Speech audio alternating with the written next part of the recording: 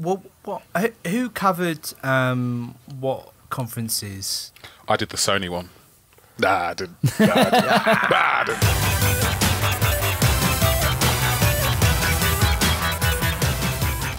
Hello and welcome to the podcast. We have a huge poddy this month. It is, of course, E3, and we will be doing our absolute best to give you the AVForums style coverage. Some of you may have been up in the early hours and following our will we live blogging this year, gents? No. Nah.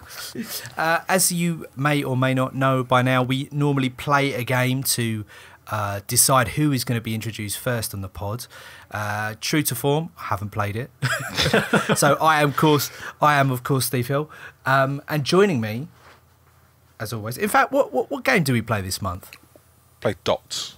It's a Dots. game about connecting on all the platforms, all your favourite mobile platforms. So joining me, as always, in last place, is Mark Bolright. Hello, Mark. I really thought I had a good score this time. I want to know how much I lost out by. To be fair, it is a decent score. See, that's why I wanted Steve on this one. 261.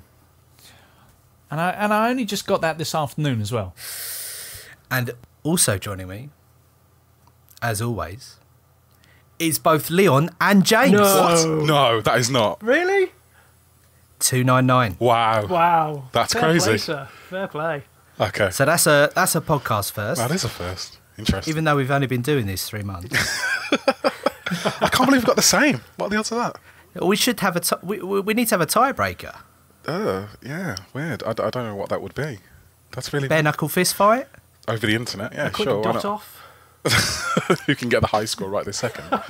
No, let's not do that. So guys, E3 is in full flow. All the conferences are done now. Is that correct? Yep. Leon, you did the Microsoft conference. Much to be excited about? I don't know if there's much to be excited about. I kind of said before that I wasn't expecting a huge amount, whether that was me just tempering my expectations due to their performance of late and disappointing us quite often, or whether it was just, I don't know, they pushed out so much before the press conference, it was hard to believe they really had anything else left in the bag. Well, did they really drop the ball last year? Were they really that far behind Sony? I don't know, like, looking at the press conferences, they couldn't have been any different. Like, last year was, you know, a Don Matrick production. It was a slick stage show. It was... And we all know what happened to him. Well, exactly. You know, it was executives of the, you know, corporate hedge fund merger team coming out to big graphics of them in their shirt and ties and stuff. And this year it was just Phil Spencer standing up, going, hey, you all love me. I don't need to say a lot except thank you, and have a look at these games. And that was it, really. Yeah, so they were quite conscious, I think, to do things differently this time round. Definitely. It was kind of a mix between, you know, when they revealed the Xbox, they had like this fireside chat type thing. It was kind of that, but just in a bigger auditorium. And there was, I mean, it was only Phil Spencer. He was the only executive, I think. You didn't get, you know, Yusuf Mendy or Phil Harrison or anybody else. It was just, hey, welcome to the show. Now let's show you game after game after game after game. I think the nearest you got was Ken Lobb, wasn't it? Coming out for a bit of Killer Instinct and I forget what else he was. Phantom Dust. Yeah. He was the nearest you got to part of the establishment there. Yeah, definitely. But he's a fan favourite, and Yes. I was happy to see Killer Instinct. But Phantom Dust, I mean, maybe you can enlighten me. I have no idea what that is. I think the internet broke at that point, particularly in the UK. As in, people are excited because nobody knew what it was. Yeah. Googling. I would love to have been Google. Like, I would imagine, like, search engine results for that particular like minute of the internet was just Phantom Dust. Like, what is this? Who is it? And Wikipedia says it's what did I put in the thing? A pseudo card-based strategy game for the original Xbox. Oh, is that the It's one going to be where massive, that genre. Yeah. Is that the one where you basically have to, rather than collecting cards, you collect moves that you then execute or something like that? The most I know about it is what I've just told you, which is the Wikipedia description. I literally know nothing else about it. But hey, the trailer looks all right. Looked kind of Colourful? interesting. Yeah, colourful, if you like that sort of thing. But yeah, there was a lot to be seen. I don't know, it was kind of predictable. Call of Duty, I didn't expect them to play that card straight out of the gate as well. Yeah, that was quite interesting. Seemed to be trumping it just as much as they always do. I thought everyone realised we were all over it. Well, so did I, but I think Sledgehammer have got a lot of people in their corner this time round. The forums were kind of mixed on the response. Some people were just blown away by how much better it looks visually, but I think a lot of people are already kind of in that we hate Call of Duty, and they've passed the bar already. There's no way we can come back to enjoying that franchise, but I don't know. I'm willing to give it a chance. I thought it was actually fairly decent, to be honest with you. I think the thing is, it looks completely different to the.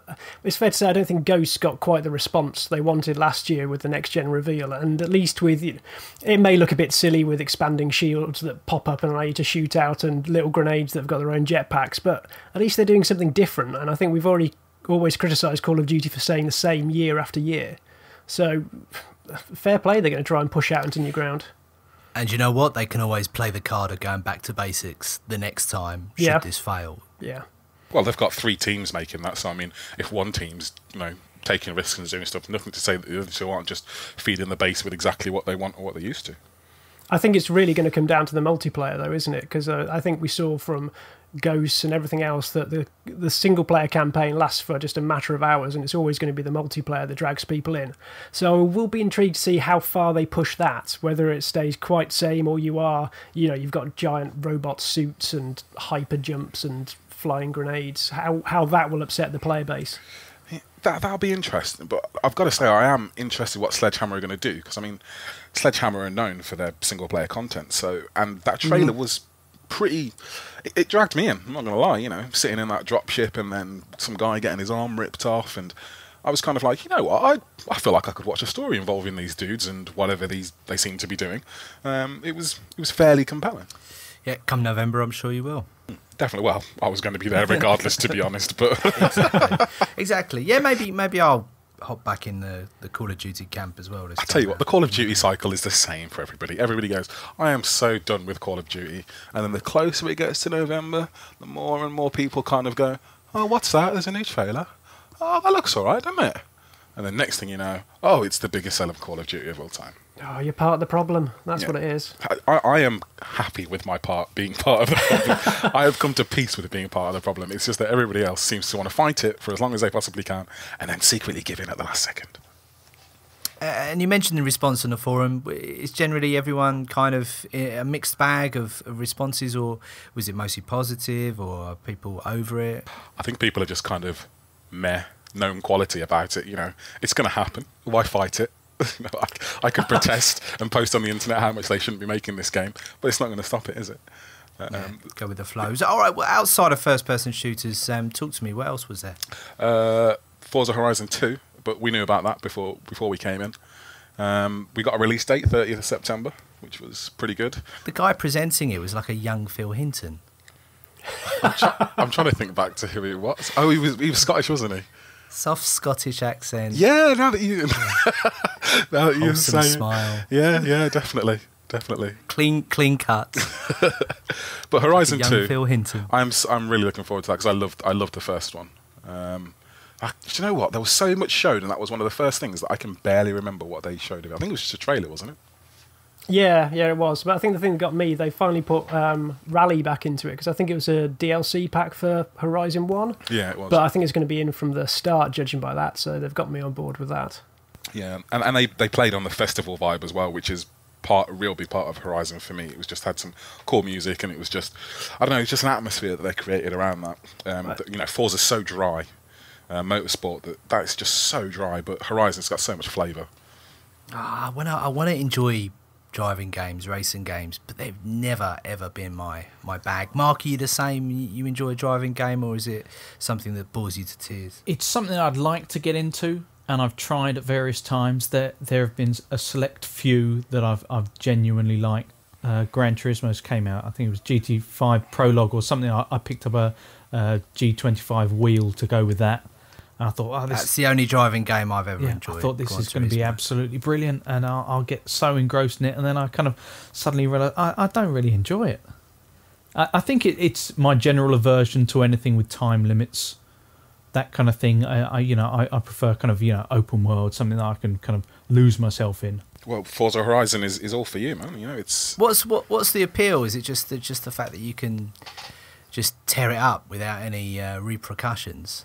Yeah. I prefer kind of, almost setting my own parameters with that kind of thing. But just in general, I'm not much of a kind of petrol head anyway. So the whole kind of cars and pouring over, changing suspensions and the like. I'm one of those who kind of just generally goes, well, what's the most expensive item, and I'll just save up for that one or something. Yeah, because that must be the best. Yeah, that must be the best. I've actually got my driving test next month. Oh wow, really? Yeah, for real. You ready for that? Had a 2-hour lesson today. Am I ready? I think so, just about. I'm not fearless like I was when I was 17, so you kind of, you're a bit like, a bit hesitant here and there, and and I think there's probably nothing more shameful than like someone in their mid-30s like stalling it for no obvious reason and just stopping traffic in all directions. I won't worry about it. Are you doing it in mid-London?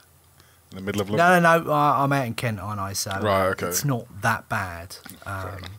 But it seems like my test is scheduled for like 8 in the morning, which is like slap bang in the middle of the school run. That's fine. Sit in traffic for the entire thing. It'll be fine. Yeah. That's a good point. That's a good point. Yeah. What will be, except my theory runs out like in a matter of days after the test, so I've kind of got one chance to nail it. Nothing like pressure to make you rise to the situation. It's another driving game with time conditions. Yeah, exactly. Let's just treat it like that. Gran Turismo. Anyway, so Forza Horizon, not really my bag, but I'm excited for those people that are. So, what else did they have? I saw Fable touted about. That's a game which I could get into. I loved Fable 2. I really enjoyed it. I skipped Fable 3. I have it on my Steam library, waiting to be played. But I'd quite happily go back to another Fable game. Yeah, I think the thing that looks great about this one is it seems to be built for 4 players, so all co-op. Well, at least the demo was. I don't know quite how much the main campaign was or whether that was a special mode or so, but they seem to have been taking lessons from the Wii U with the extra 5th player throwing in all sorts of trouble by that sort of God mode they've added as well. So some asymmetric play like Nintendo Land. How does that work? Explain. Well, it looks like, from like Smart Glass, or I assume so, they've got this top-down view of the area where the other 4 heroes are battling, and they seem to be prodding and popping down minions and traps to try and hamper the progression. Apart from that, it looked very much like Fable, but I don't think that's a bad thing. I really enjoyed 2, and yeah. 2 is great. Do you remember how you could swap items with other players, but they just appeared as orbs? Oh, that was the floating heads. Yeah, I really liked that. I thought they were really onto something with that. I mean, it was obviously seems a kind of stunted version of it, and that it could progress to something much more interesting maybe in a future game. But I never really played 3, so I'm not sure if they did kind of evolve that anymore. Did you play 3 at all? I played 3, and I think that was the one where they suddenly made you king at the end, and it turned into almost like a decision tree, and I don't think it ended too well. But I do remember the interesting co-op of Fable 2 where the second person in your game had to stay in exactly the same camera view you had. So that was really fun. That was awkward. Just getting you. It's great fun trying to back up your co-op players to be stuck in the absolute edge of a corner to see if they could move. Got to say the Fable Legends trailer for co-op play did manage to handily sidestep one of the kind of cringeworthy things this year, which has been kind of faux, co-op banter. Oh my God. Scripted banter. And Fable Legends, they just stuck with the characters giving lines, and that was, Fable works on its humour, but the banter this year between actors is terrible. I so agree with you, and Ubisoft are the worst / best people doing it. Who was it who uttered the line, boom shakalaka? Actually, I didn't hear that. What was that in? Was that the Ice Mage in Fable? No, I've got a funny feeling that must have been... What was that? Was that in... just explain. Are we talking about people playing the game. Yeah, we're talking about when they try to show Right. off co-op, and it's obviously a set bit of footage, so therefore they get actors to say, "Hey, go over there," and that kind of thing, and it's just, "Hey, someone's joined the game," and they should just keep it light. Just don't say anything, mumble something, or if you want to make it realistic, throw out some expletives, but. Beyond that, it just. What would realistic co-op be? It would basically be your missus or your kid like trying to get your attention while you're trying to do something, and you'd be saying, "Yeah, in a minute, in a minute." No, it would be. You can hear someone's terrible music that you hate in the background, and you can't work out who you want to mute. There's Eminem in the background or something. And some kid, breathing down the mic, and you're just thinking, I don't like this. I just want to mute everyone. There just should be a toggle for mute everyone. But One person taking it way too seriously. Yeah. Ubisoft took it to a new level this year, though. I think with the Division playthrough that they showed at the Microsoft conference, not only did they have that fake banter, but did anyone else see the really bad fake shooting? Like, I'm sure if you actually go online and aim down your sights, you can hit something. But the chap at the end of the Division one was just spraying left, right, and centre to let the bad guy get away. It was awful. I don't know. It just showed how fake it was at that point. I mean, I knew it was scripted and fake anyway, but it's like, oh no, he's getting away. Well, shoot him.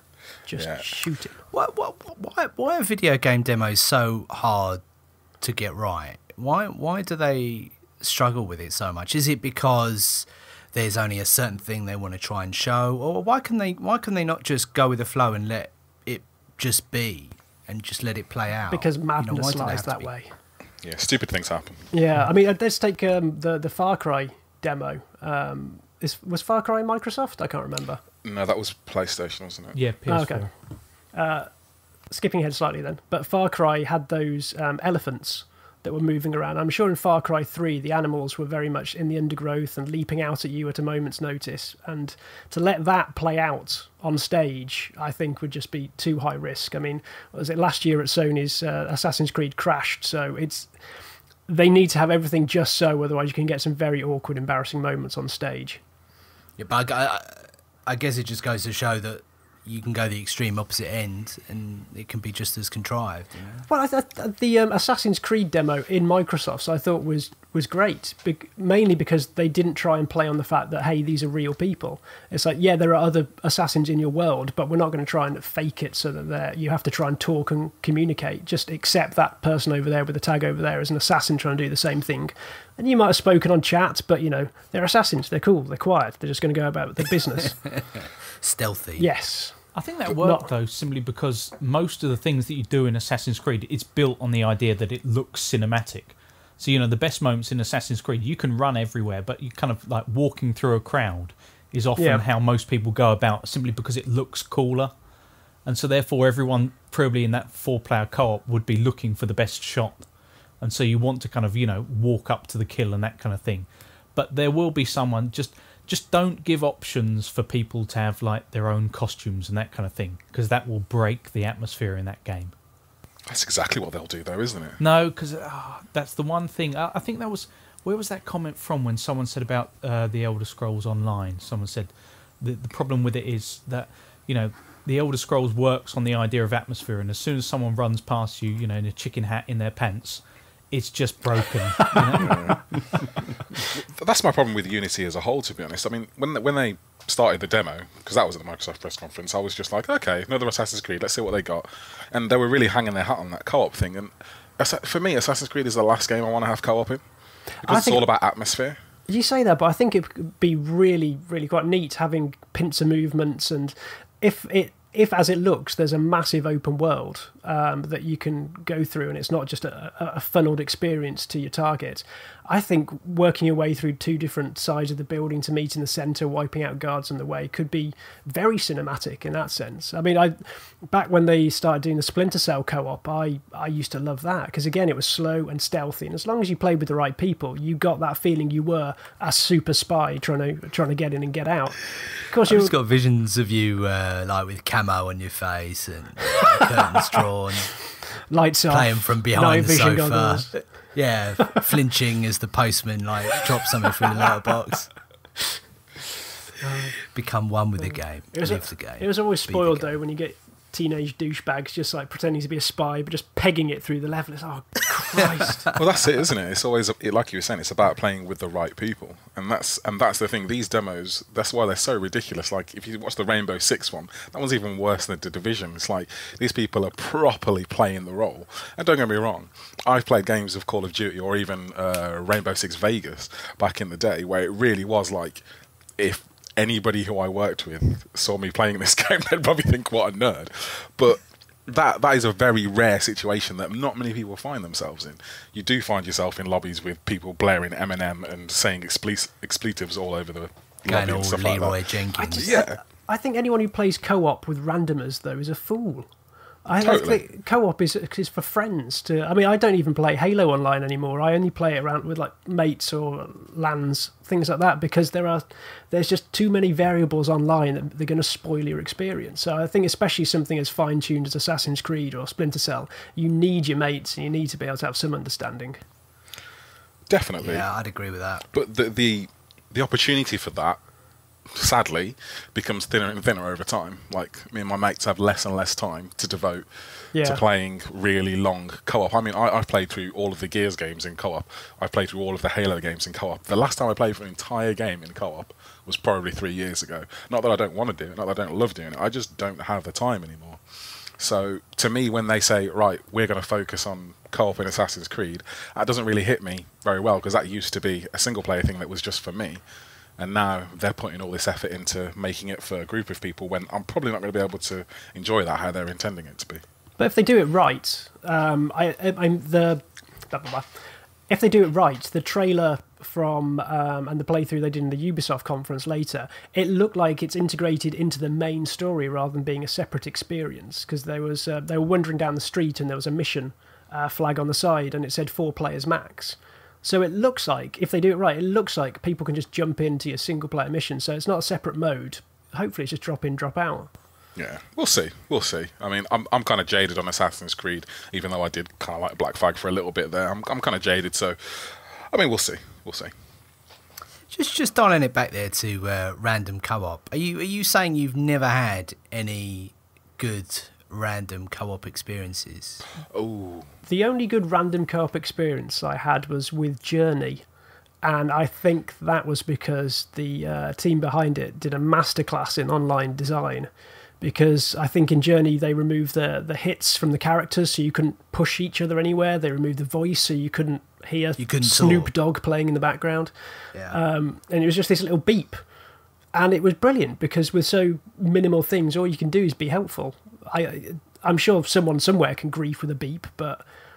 Because I'm fairly sure anyone who's ever tried to co-op on the Xbox would at some point have found a really friendly Scandinavian. For some reason, whenever I had a good co-op experience with a randomer, they were Scandinavian.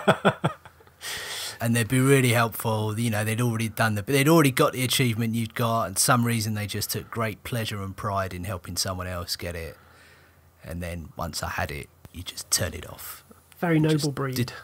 Disappear into the wilderness. I think if I have had a good co-op experience, it's not been with a voice.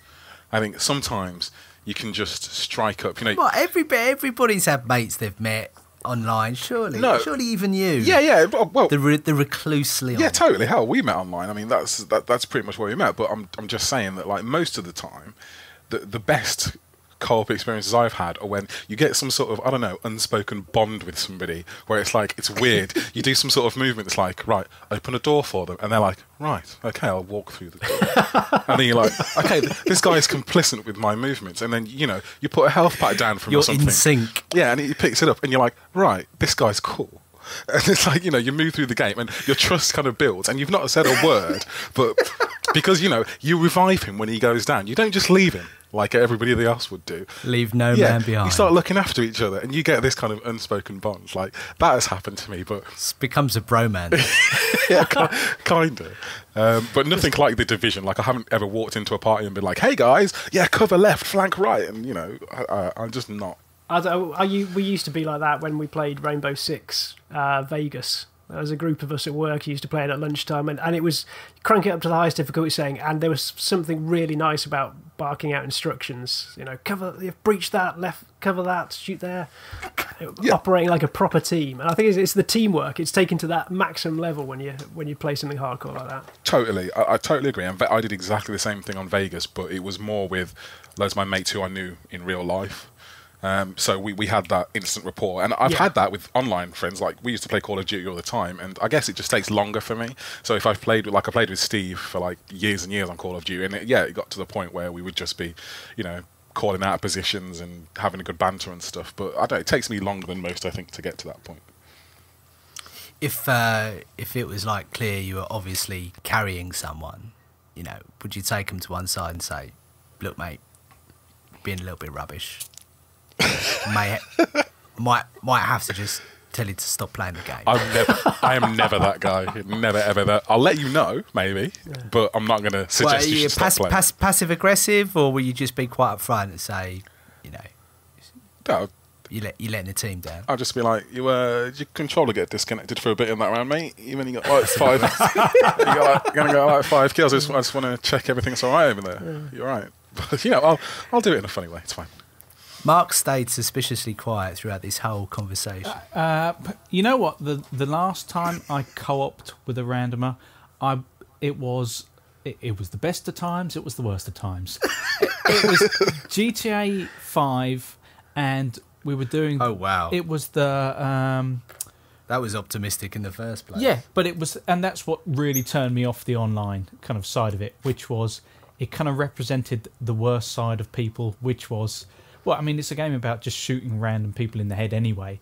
But we'd gone through so many of these, the little survival mode where you got to beat, waves of enemies and that kind of thing. And usually it can be tough with 4 people, and there was just 2 of us left. And we went through it, and we went through, and then we redid it several times. And I thought, we've worked on this real bond. And then it stopped, and we finished, and we completed it all, and he shot me straight in the head. Of course he did. And then afterwards he sends me a friend request.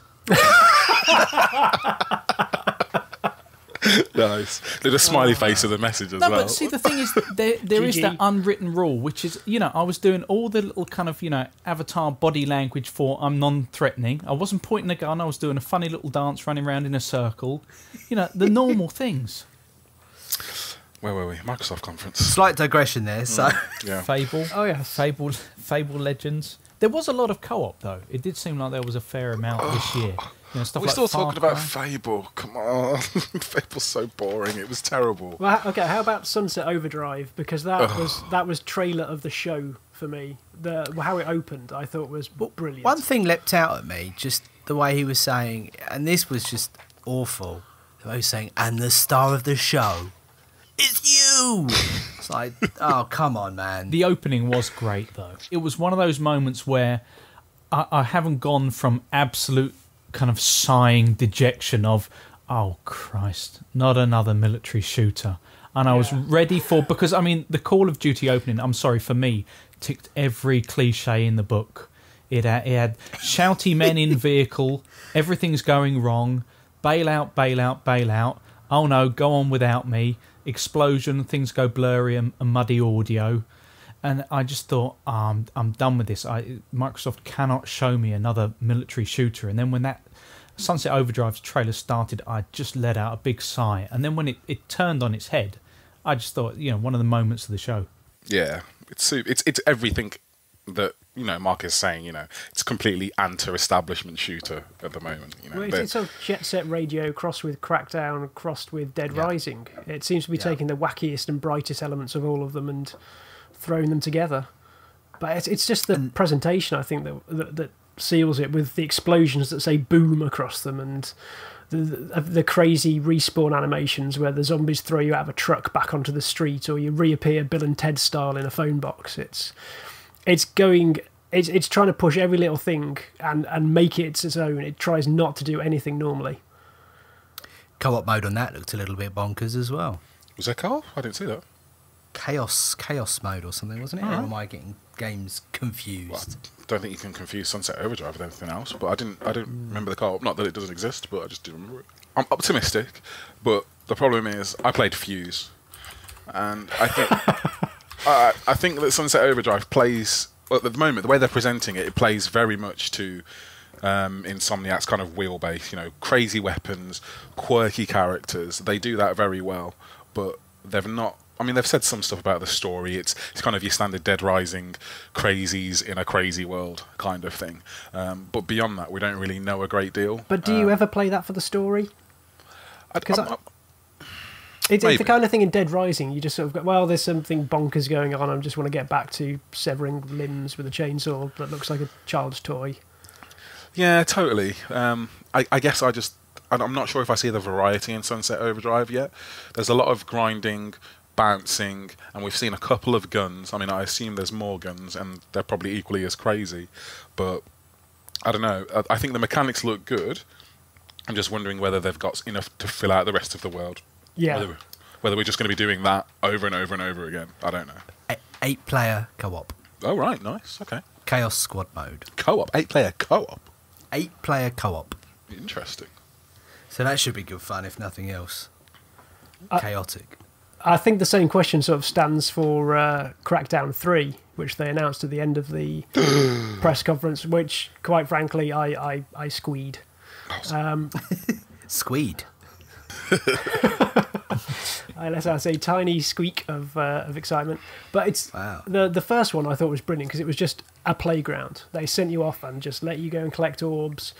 But I'm wondering how time has changed, because you look at, well, Crackdown 2 obviously wasn't amazing, and Dead Rising 3 and Sunset Overdrive, they keep trying to do, and even Saints Row 4 from last year, they have added more and more to the open world silly arena, shall we say. And I'm just wondering where Crackdown 3 is going to go. Is it going to go slightly more serious? Is it going to go slightly more co-op? What's going to be its special niche by the time it comes out? But no, it looks good. It looks okay. Destructibility maybe from that trailer? Is that what they were hinting with that? And the cloud. We're finally going to see what the cloud can do. I was quite impressed with the restraint at which that phrase was used this year. I think it was only used once or twice. Everyone else admitted to cloud? The cloud. I think everyone else has scaled back and gone, we're using servers. Yeah, giving it its real description. Yes. Yeah. But there again, Microsoft's whole conference was kind of restrained. I mean, they went for, a lot of these games, they were taking us through the stuff for 2014 to start with. And if you look at, the other presentations, so much was, out in the ether at some point in the future. They at least kind of tried to present that this was, real world technology now. This is what you're buying, and these will be the games you'll be playing this Christmas. I think that's sensible as well, given what happened last year and the subsequent backtracks and changes. They had to really have a very stable, solid, confident conference this year. I don't think they could have done anything too risky or tried to put anything that was too far in the future, because I think they're still trying to get ground back on what they lost over the last 12 months. Not only that, as well, you think the backtrack on the Kinect as well was so recent too. They kind of have been made to look a little bit silly in recent months. I think they did well to get that out before this conference, because I've hardly heard a mention of that over the last day or so. It seems that the focus has been on games, which they promised, and getting the good and bad news out the month beforehand has obviously paid dividends. Yeah. Whoever they paid to do marketing messaging over the last 6 to whatever months it's been has done a far better job. Whether that's just Phil Spencer coming in and going, listen, if I'm doing this, I'm doing it this way.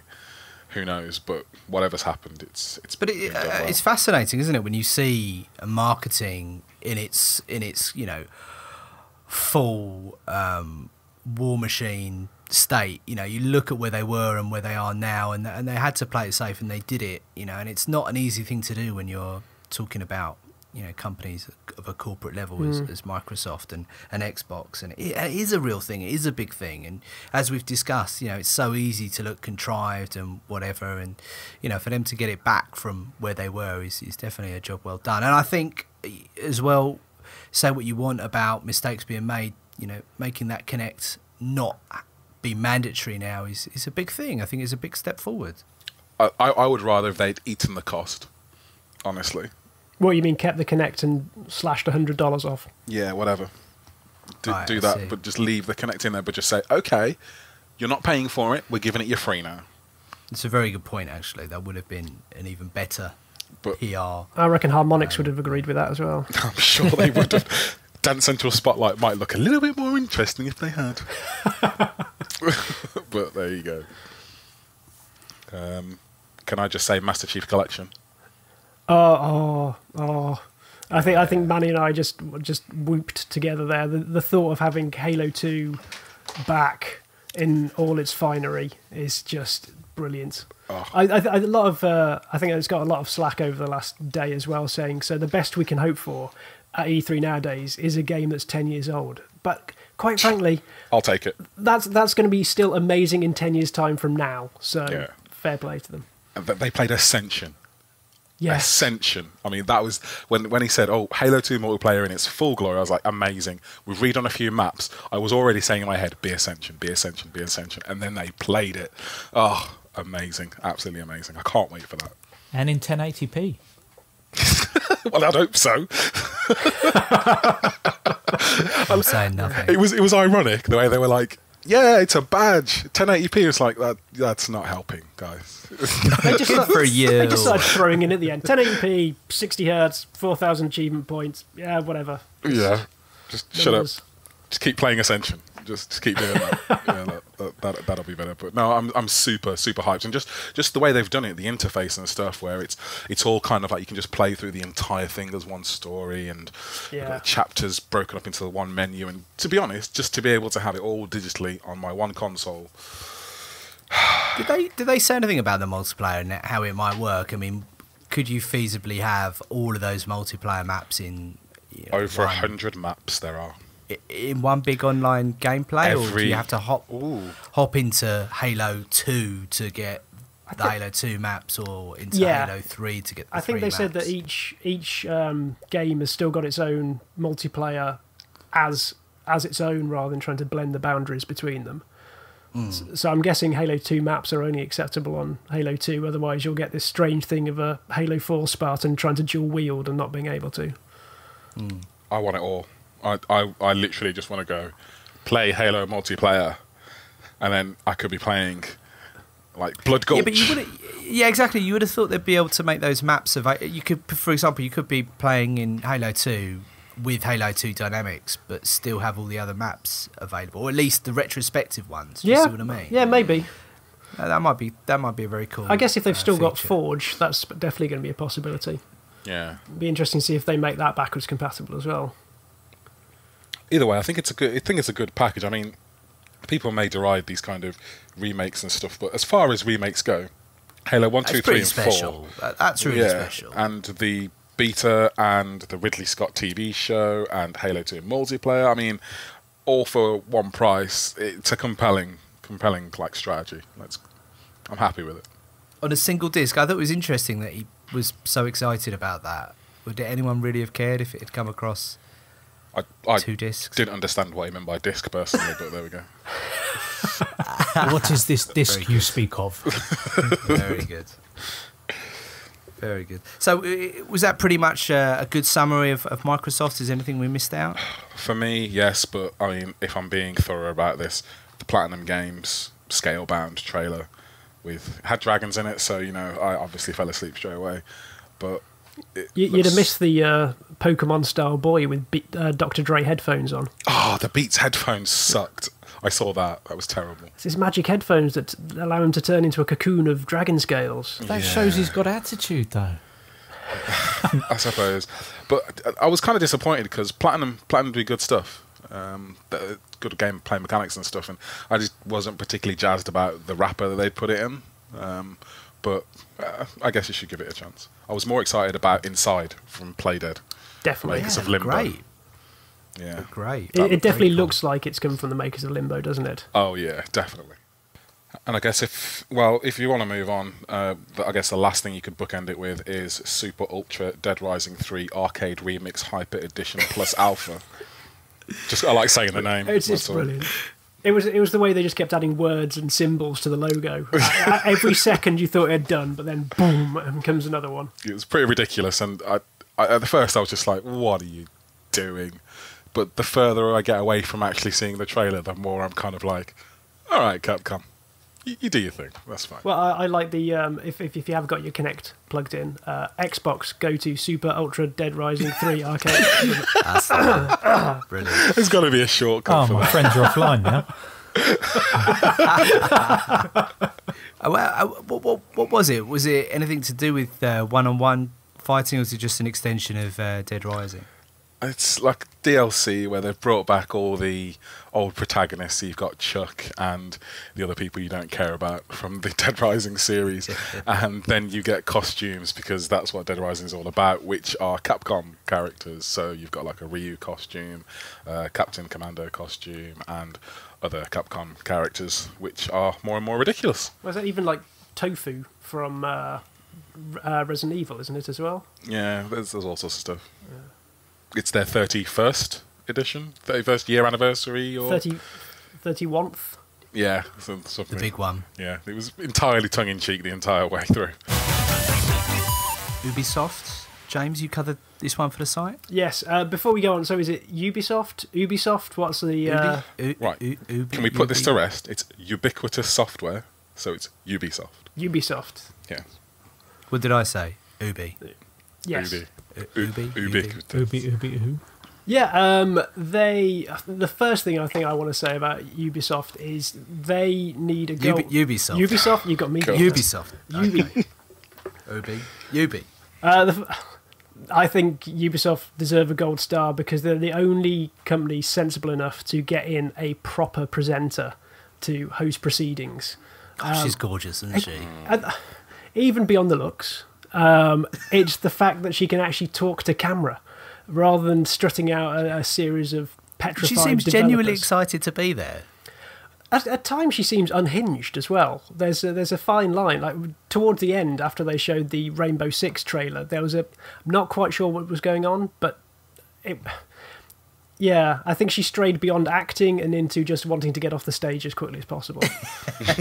But I honestly think it does it the world of good because you stop focusing on how awkward the exec's looking. I think especially at things like the EA conference where some of them just look like robots from Mars trying to come over and proclaim the next diktat. It's a really good point. Some of them are awkwardly nervous. Yes. There's that weird feeling of like almost like before they even start speaking, you're already slightly judging them. Like, am I going to believe what this guy says? You know? Yeah. Or if they fluff something, you know, you just you might let some sort of B-list celeb get away with it, but if they mess something up, you just kind of idiot. There have been some great moments of that though in the pre and post shows. Oh, you didn't watch those, did you? They were the Microsoft one was pretty painful, to be honest. Oh, there was Microsoft. I tell you, in all honesty, Microsoft's particularly their pre-show, I thought might be slightly bad, but in comparison to the one that Sony did, it was worthy of an Oscar. It really was. Wow. Sony's was absolutely awful, and there was a great moment in the post show of the Nintendo one where they queue up a video, and then there's that great moment where just two presenters stare down a camera lens waiting to be set free for a minute, and they're just thinking we can't do anything, and then the camera kind of pans out to take in the whole studio because you can't just keep it on this guy's face, and then when the video finally loads. It's got the little Mac toolbar at the top on it. Yes. Nice. That was one of my best memories from last year. Actually, is the higher the exec, the more senior the exec, the higher the stakes. So of course, when something invariably went wrong, you just know that they went backstage and just slammed heads together and beat someone to death with their own shoe. You can't do that though because the mics. There are mics everywhere. There was a great moment on the Sony one where you heard these two presenters, one say, you do this bit because you're more professional. I don't think I am. I think a lot of Ubisoft thunder had actually been stolen by Microsoft and Sony because they'd obviously sewn up some deals where both the two platform holders had quite a few gameplay demos. So you had Assassin's Creed and... Assassin's Creed Les Miserables. Yes, lots of French flags and singing. But you saw like The Division and Assassin's Creed already in Microsoft, and then Far Cry 4 went to Sony. So although I think Ubisoft had a very strong showing, a lot of what they had was cinematics and trailers, so it was a slightly muted edge when it came to the larger games. But they showed the first 5 minutes of Far Cry, and it looks impressive. It sets the game up well, because the new bad guy is just a bit crazy. He seems like a Bond villain. Yeah, we had some big fans of the last Far Cry on the pod. Leon, I'm fairly sure you were a big proponent of it. I love Far Cry 3. I thought it was amazing. And that also had a bit of a nutcase villain as well, if I remember correctly. Voss, yeah. Yeah, so maybe they are just trying to go that Bond villain route every time. But stealing a touch from the Sony conference, the gameplay that they showed for Far Cry has, I think, completely won me over, because I was a bit sceptical about having another open world shooter like Far Cry 3, but with the wingsuit and all the craziness that seems to be going on and the sheer scope of the backgrounds, it looks incredible. I think my problem was that when I was watching trailers, if I see one that's just like, oh, it's not a gameplay, it's just cinematics, I actually just don't care. Like, I need to see what it looks like. I mean, a cinematic is great for just the feel of something, but if I actually want to see what something looks like when I'm playing it, then why would I just watch a cinematic trailer? Yeah. I don't know. Yeah, there's never been a bigger disjoint between FMV, as we used to call it, a cinematic sequence that's pre-rendered, to actual gameplay. Yeah. Do you see what I mean? You know, there's such a gulf now in what it could be. The way to win that war with me is to have something which I think is a cinematic trailer, and then a gun comes up, or, you know, it's clear that someone is all of a sudden playing it, and I'm like, oh, okay, well, this is cool. Well played. This looks good. Yeah, I think the Crew suffered from that problem, because they showed just another trailer, and there's nothing you can do in a trailer to make a car game look exciting. There's enough polygons, and there's enough shininess, and there's enough weather conditions for it to be, yep, that's a next-gen racing game. Congratulations. Yeah. But tell me more, though, because the name suggests it's not a kind of highbrow, high-concept racer, more down and dirty, street racing type game. It's not. Would I be correct? Yes and no. The Crew, I think, actually just refers to the fact that pretty much like Forza, pretty much like Drive Club, you can just have an online driving posse that goes and races things. Wow. They didn't even really awesome. explain that too well. They just said that they'd had some beta testers and they'd had hill climbs and rallying, and there was nothing that actually set it apart other than being a giant online racer. Because, I mean, their particular USP is that you can race from Miami to Los Angeles across the entire breadth of America without seeing a loading screen. But Thank God! Finally, I know. I can't remember the name of the game. There's a desert bus driving game. It's Desert Bus. Is it? Is that it? Brilliant. Yeah. That is just synonymous, isn't it, for being the dullest thing possible? Because you're just dropped down in a desert and told to drive for 6 hours.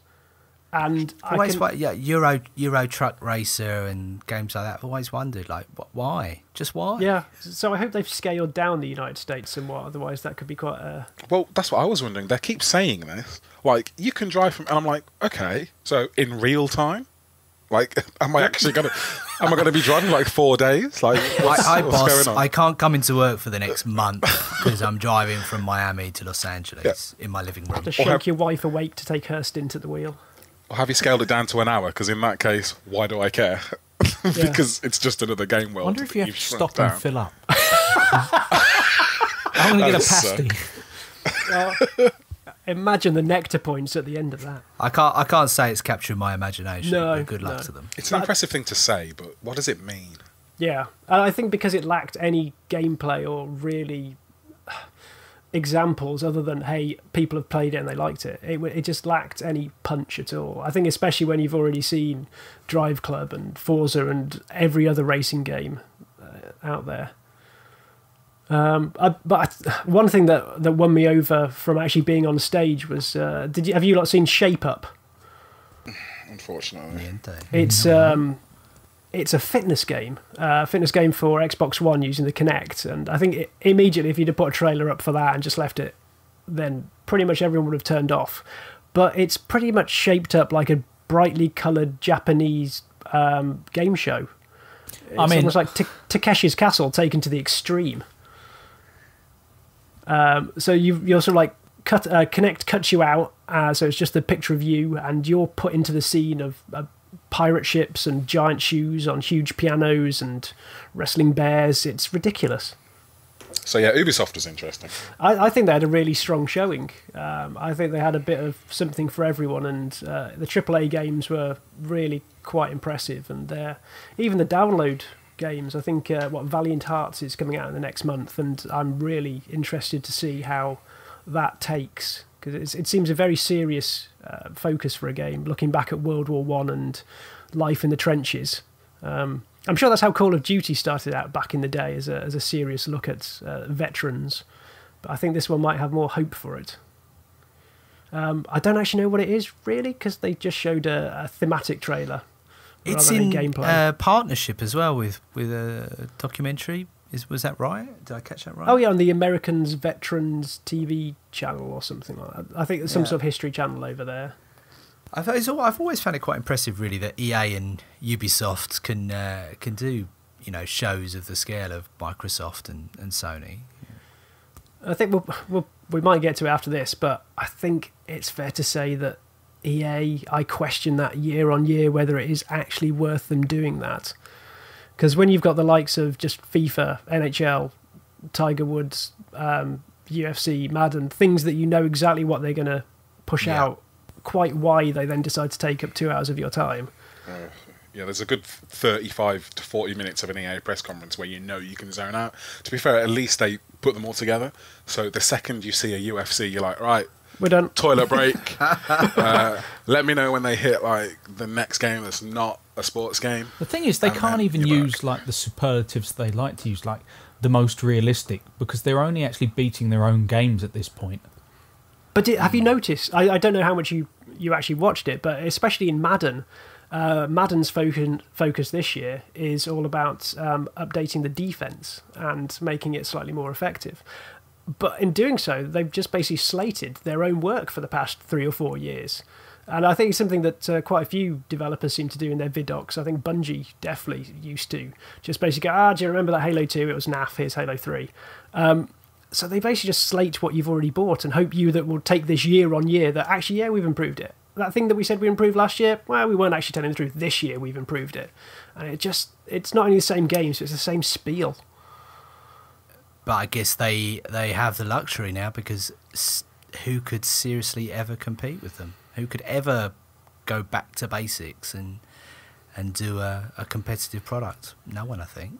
But you wonder how long they will be able to keep up those kind of shows, because, I mean, the big publishers are kind of almost in the role of kingmakers now, in that it seems like the console manufacturers are scrabbling for exclusive content. So you're getting, a huge amount of something like, Battlefield on one, and then Far Cry on the other, and so therefore, all their big games are predominantly appearing in the press conferences anyway, and in the most high-profile ones.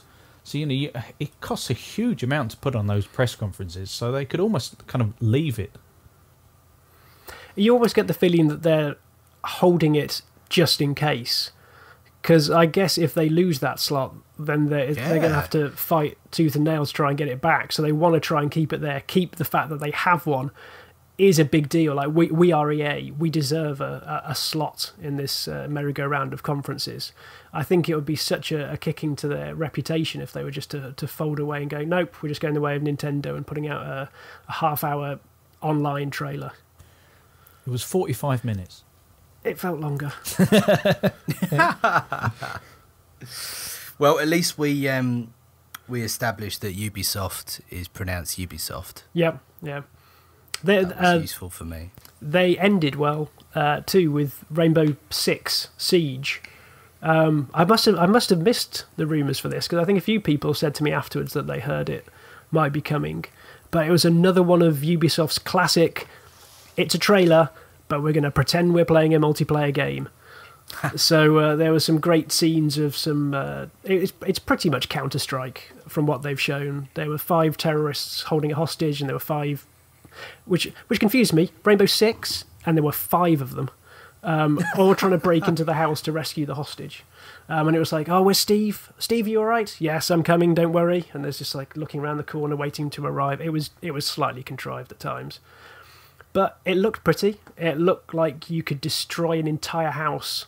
Because as the battle raged, the battlefield, what was it, Bad Company, that initially showed all the destructible walls and all the ceilings? Yeah. That is just a piffle compared to what they showed yesterday with Rainbow Six. There was just Swiss cheese everywhere with the walls.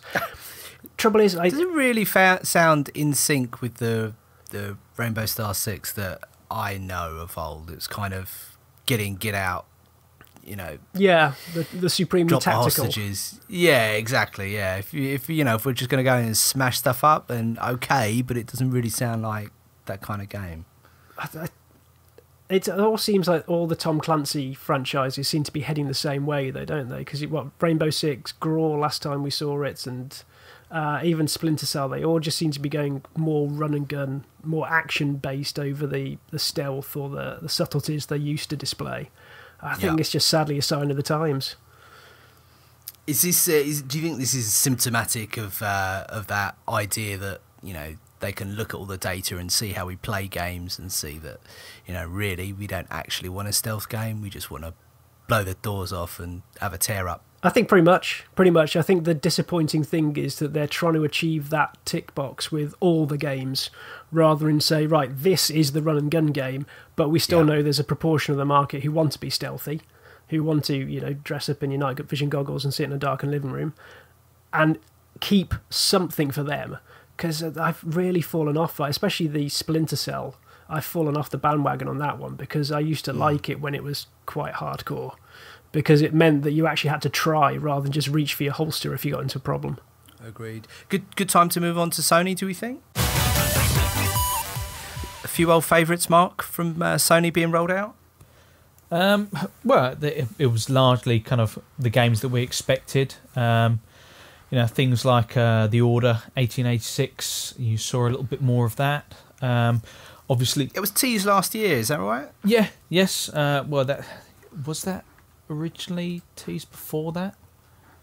I know. The Order? Yeah. Debuted last E3, I think, yeah. Was it debuted? Yeah. So we've seen a bit more of that. Obviously, cinematic. Similarly, Uncharted 4, you get a little kind of teaser trailer. And by and large, it seems to be almost like it was a slight holding formation from Sony, which is these are the games that will be coming to the console. But really, the kind of offerings at the moment, The Last of Us Remastered, which obviously was something that most people expected. We finally at least got confirmation that GTA 5 is coming to PS4, but it is next gen and PC as well. But Sony have got a kind of neat little save transfer that means that you can transfer not just from PS3 but also from the Xbox 360 to the PS4. So that's a nice little way to try and... Wait, whoa, hold the phone. You're telling me I can transfer my PS3 Grand Theft Auto save game to the PC? No, to the PS4. I thought it was... It's all server based, isn't it? So it's, as much as he said Xbox through gritted teeth, I think this is just a back end situation where you're just logging in as if you're into Facebook, isn't it? You just happen to be on a different console. That would be, if I could transfer it to the PC, that would be incredibly exciting to me. I would go and put my PS3 in the bin right this second. Hang on, how is that? Why? Why is that so exciting? Yeah. Well, just because. What do you mean, why? Well, it's not like it's a multiplayer game. It's not like you can take your Call of Duty profile and be like, oh, all those like kits and stuff that I've and guns that I've unlocked. It's just GTA, man. That's just... Yeah, but it's all moddable and just juicier and nicer and sexier. Yeah, but what is your save game? What does bringing your save game across give you that makes it so attractive? It's just my tick in it, geezer. I'm not...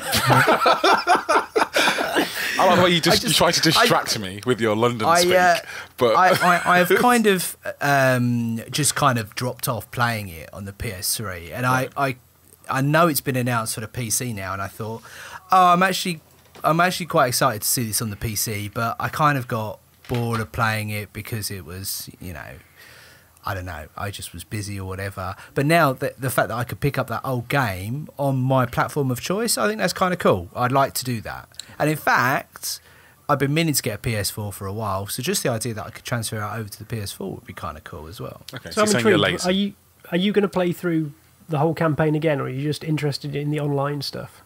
No, that's what I'm saying. You know, I don't really want. Let's say I'm halfway through the campaign.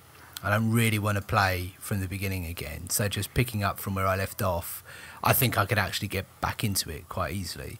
So I think it's a cool feature. If it works, as I say it does, then great. Right. Brilliant. It's cool. And I think it's quite symptomatic of the way this generation has gone. That's Sony basically saying, listen, we got a lot of Xbox 360 dudes coming over here, so we're going to cater to them and say you can bring that save across because we think that's actually pretty important. I think it's very telling for the way this generation has gone. Little Big Planet showed up. Yeah. Anyone excited about that? I thought that was a cool game back in the day. I'd be really interested to see what they can do on a next-gen box. As long as they improve the handling, I might get behind this. But I didn't mind I never minded the physics, and it amazed me that so many people were up in arms about it. it's just too floaty. I don't feel I have enough control over him, and it's really bad because at that point I really want to like the game, but I just can't. I can't get behind the controls. It just makes me want to throw a controller half the time. It didn't help that the people presenting it actually kind of screwed up with the controls several times as well. Yeah, I think that just reconfirmed what I thought was going to happen, especially as you can import. It's a nice touch. You can import all the custom levels that you made in Little Big Planet 1 and 2 into the PlayStation 4 that's great. version. Yeah, I think it's really clever because you've got so much content on day one then. But in doing so, it almost just flags up that they're not going to change anything that I find awkward about it.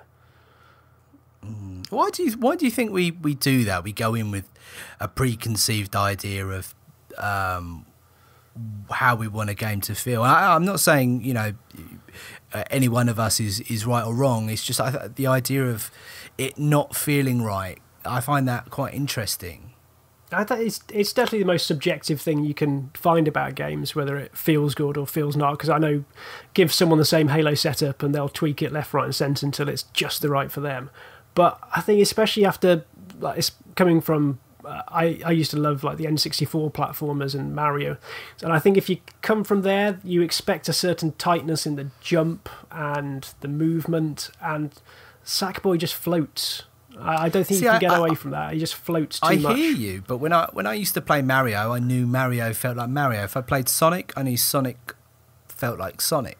I could kind of compartmentalise these games, and when I came to play it, I'd just be ready for how it needed me to play it. Does that make sense? Yeah, no, I completely get that. I admit this is my problem rather than Media Molecules. Yeah, but you're not alone. That's for certain. It's come up many times from many people. Yeah, which is Media Molecules' problem.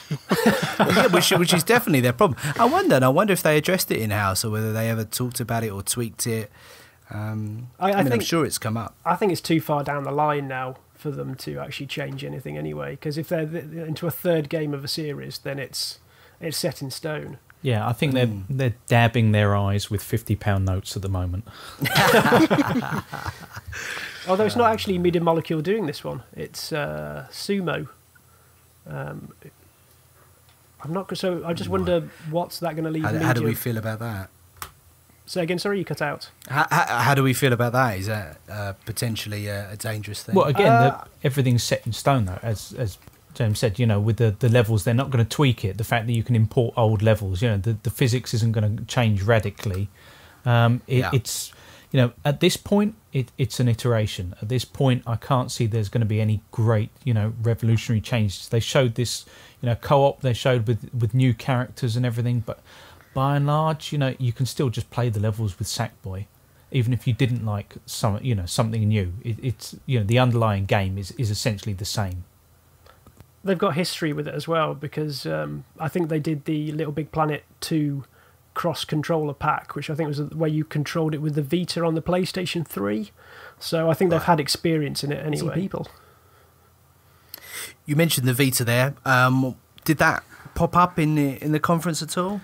In a very kind of minor aside kind of way. It seems as though the idea of AAA games for the Vita, it looks like it's very much dying now. I was hoping that we... Such a shame. I've fallen in love with my Vita. I really love it. It's a fantastic piece of kit, but it's just, I think it's a case of it's now being repositioned to be a kind of satellite system for the PS4, you know. Yeah, an accessory to the PS4 almost. Yeah, exactly. You know, in the hardware stakes, you know, they've talked a bit about PlayStation Now, you know, the games rental service, and they've mentioned very, very briefly Project Morpheus with regards the PlayStation camera, but it seemed like it was very light on the hardware details that people expected. You know, it would have been nice to know exactly what PlayStation Now is going to be, how much it's going to cost, you know, rental periods, that kind of thing. Well, that was another classic point where they brought we're listening to you, the gamer, the consumer, because they want to get our feedback on how much they think they should charge us for different games.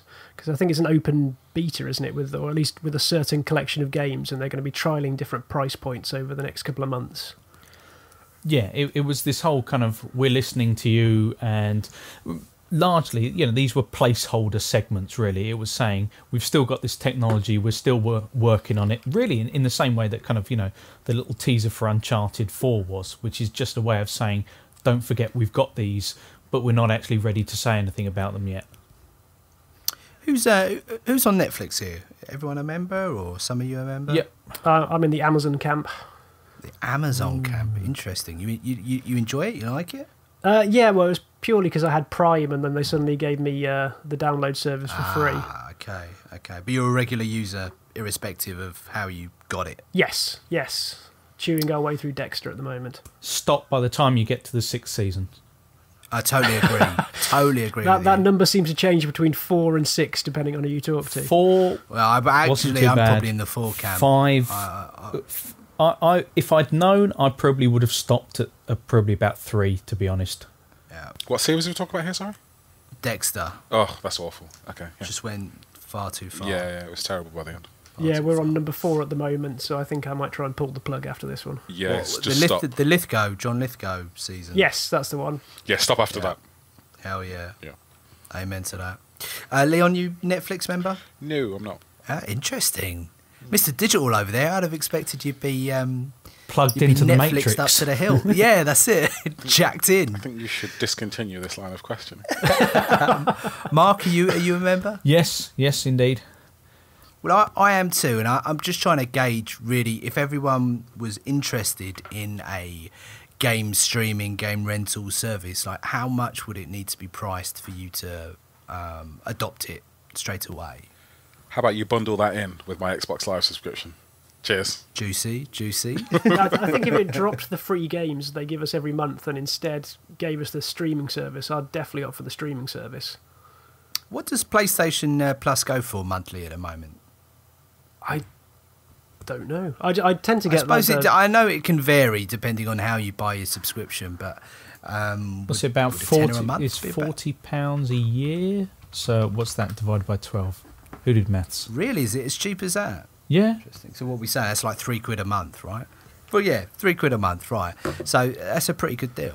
No, it's a fantastic deal for the content you get, and particularly, you know, for kind of people like me, if you've got the PS4, PS3, and the Vita, then you end up with a huge amount of content to wade your way through, which is, in a strange way, I almost wonder whether that's kind of what's holding Sony back from really announcing the pricing on this thing, which is the fact that, you know, they've given away so much, and I know so many people who almost feel absolutely spoiled by kind of the things they get with PS Plus and the instant game collection, that now if they were to come out and say, well, you get, you know, X, Y, and Z PS3 games that are, you know, a year or two old, and you've got to pay, you know, a £5 for, you know, whatever it is, a fortnight's use of it, that will just suddenly seem exorbitant.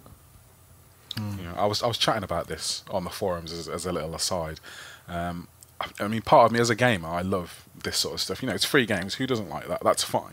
But when I look at like the business side of it, if I was on the flip side of it, I can see myself forming bad habits with this sort of stuff. So now, when something like Super Time Force came out, this was the week that they announced that they were doing the PS Plus equivalent of whatever it is, 2 free games for Xbox One. And Super Time Force came out, and normally I would buy that without a question. I would just put my money down and go, yep, cool, Super Time Force, in you come. And instantly I was like, is this going to be free in the next 3 months? That's even worse with Vita, I think, because the PlayStation Plus free games rolls over to that, and there are so few first-party releases to that. You can pretty much guarantee that if Sony release something on the Vita, that within 3 months it will probably be on PlayStation Plus on there as well. Yeah, so it's just eating its own sales. Exactly, it's influencing the way I buy games, and I mean, I'm sure, you know, on the back end they make their deals, they get however much from the platform holder, which is equivalent to so many sales, which they probably wouldn't sell in the lifetime. I'm sure it works out fine for them, but I can already see it influencing the way I perceive the value of these small games, and that makes me wonder whether they're actually detrimental to these games rather than... It's the same as Spotify, and it's the same as Netflix. That, right. You know, if you buy a box set of Blu-rays, you know, it's between 20 and 40 quid. Yet you can get all of, House of Cards for £7 in a month, and then you can watch loads more as well. I think the actual value of content. You nearly said it there. Eat. Yeah, all you can eat. Hilarious, isn't it? The marketing and how well it works. Yeah. But it's just devaluing digital content, and I think everyone's expecting something for nothing without realising the amount of blood, sweat and tears that goes into making so many of these products. But at the same time, a lot of people may have never ever played any of these games. So I mean, it's a fantasy, you know, you don't know how many people would have bought that game, and is that number higher than the amount that they get for putting it on PS Plus? And it's impossible to know that, but it's just, I just find the psychology of it interesting, where, you know, from 1 month where I would just, you know, it's a new console, I don't have a lot to buy, so any game that comes out, I'm just buying it, and the second they go, we're giving away these smaller games for free, I immediately reel back and start to think, should I be buying these? Yeah, you wonder how many copies of Resogun might have been sold because of the lack of any of the games at the start of the PlayStation life cycle, but because it was there for free. Yeah. See, I'd love to know if this is affecting, say, you know, stuff like Transistor on the PS4, because that, you know, great game, come out, $14.99, I think it is, and at under £15, you must be thinking, well, they're going to be scrabbling around for stuff to give away as the free game on the PS4 with the release schedule as it is. You know, would you be shocked if, you know, around Christmas time that was one of the free games?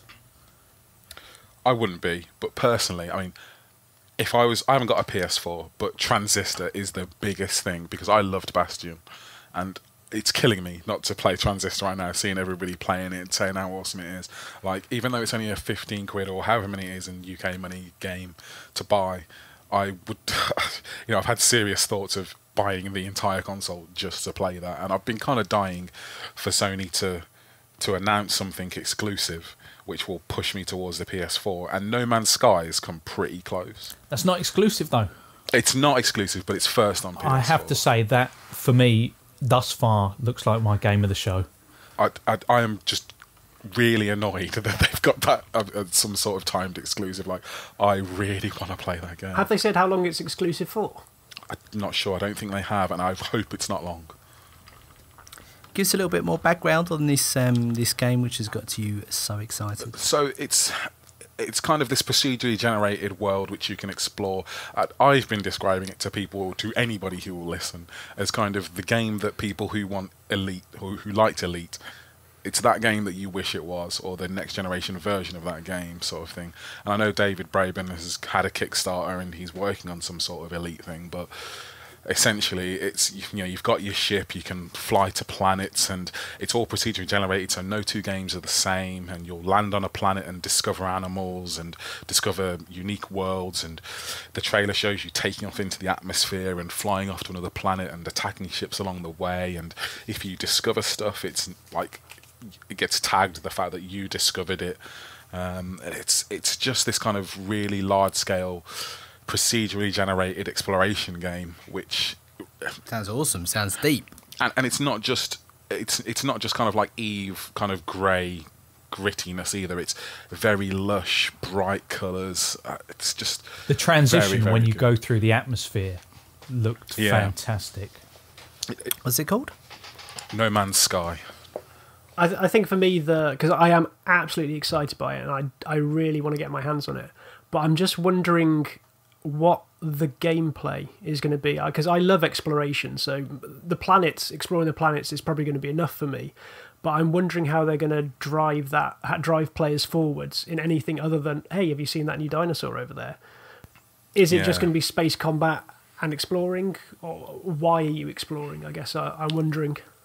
Yeah, I think they're also banking on a lot of people's imagination running away with them at the moment. I mean, they're saying things like no two players games are the same, the possibilities are infinite. Now, I'm not a scientifically minded, but when somebody says the word infinite to me, I just do not believe you. You know, you can say, oh, the possibilities are infinite, but I've heard a lot of games say stuff like that, like when what they really mean is there are a lot of permutations. That's not the same thing. But I'm willing to suspend my disbelief right now and put my faith in them because I want to believe. I mean, I've watched the trailer a couple of times because even the tech behind it, I'm really interested to see how they spawn out all the worlds. And it was in that trailer where you see them take off from one planet and land on another. It's really nice to see that even just the base level of the planet, you go from one that's quite smooth and hilly and then to the other one that's very craggy, and they've obviously got a very fine level of generation there. It's not just a height map they're pulling up and down at random points. They look like they've spent an awful lot of time trying to make it interesting. To be honest, after Minecraft and all its crazy biomes and structures, I think they've got a high bar to follow, but it looks like they're achieving it. It's quite a small team as well, isn't it? They're an indie dev, aren't they?